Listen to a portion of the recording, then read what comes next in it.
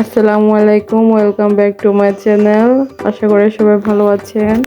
তো আজকে একটি নতুন রেসিপি নিয়ে চলে আসলাম। রেসিপিটি থাকছে আজকে বট ভুনা। তো এখানে আমি আগে থেকে বটগুলো সিদ্ধ করে নিয়েছি, আর একটি বাটিতে আমি নিয়ে নিলাম আদা রসুন বাটা আর পেঁয়াজ কুচি আর হলুদ গুঁড়ো, মরিচ গুঁড়া এবং গরম মশলা গুঁড়ো এবং গরম মশলা, দারচিনি, এলাচ, লং, এগুলা। তো এখানে বেশি কথা বলবো না, তো মূল রান্নায় চলে যাওয়া যাক। তো এখানে আমি একটি কড়াই বসিয়ে নিয়েছি, আর কড়াইতে দিয়ে দিলাম সরিষার তেল। আর এবার তেলটা একটু গরম হয়ে আসার পর আমি এটাতে পেঁয়াজ কুচি দিয়ে দিলাম, আর পেঁয়াজটাকে একটু নেড়ে নেওয়ার পর আমি বাটিতে রাখা সবগুলো উপকরণ দিয়ে দিয়েছি একে একে। তো এবার আমি এটাতে ভালো করে নেড়ে নিচ্ছি একটু একটু, যাতে আদা রসুনের কোনো গন্ধ না থাকে। তো এখানে আমি একটু পানি অ্যাড করে দিয়েছি এই পর্যায়ে, আর এই মশলাটাকে আমি ভালোভাবে কষিয়ে নিচ্ছি। তো দেখতেই পাচ্ছেন এই পর্যায়ে তেল উঠে আসছে উপরে। আর এই পর্যায়ে আমি দিয়ে দিচ্ছি বটগুলো।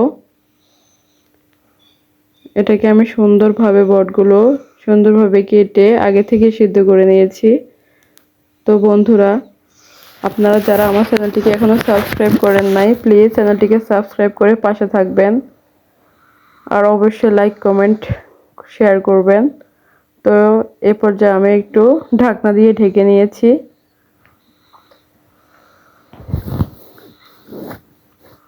5 মিনিট ঢাকনা দিয়ে রাখার পর আমি ঢাকনাটা উঠিয়ে নিতেছি। এই পর্যায়ে আমি আবারও একটু নেড়ে নিতেছি এগুলো, যাতে নিচে লেগে না যায়।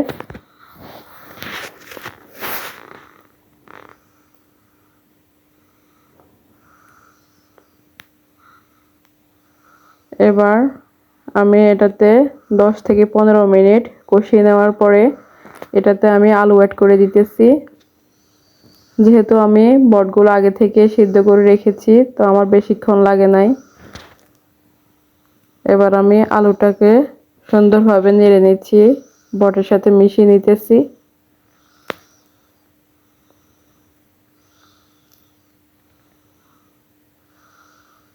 আপনাদের ভালোবাসা পেলে আমি নতুন নতুন রেসিপি নিয়ে আপনাদের মাঝে আবারও আসব, যদি আপনাদের থেকে রেসপন্স পাই আর কি।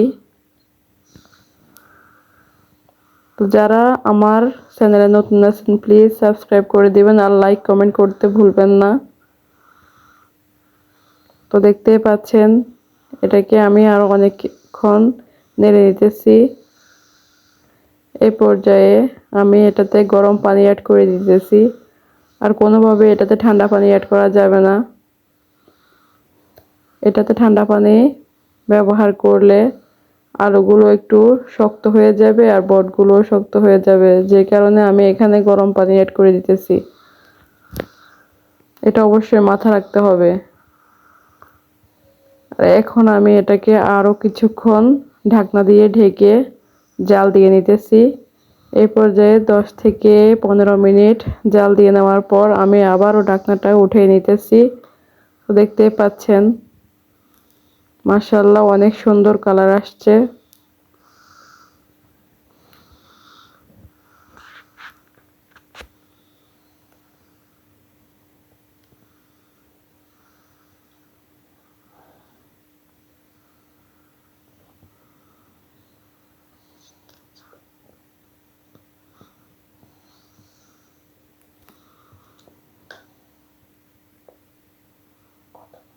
এবার আমি এখানে পানিটা শুকিয়ে আসার আগ পর্যন্ত নেড়ে নেব।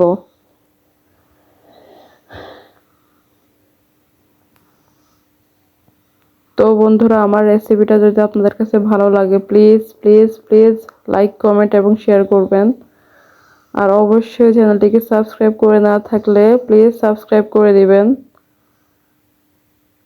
আর অবশ্যই আমার পাশে থাকবেন। তো আজকের রেসিপিটি আপনাদের কাছে কেমন লাগছে প্লিজ কমেন্ট করে জানাবেন।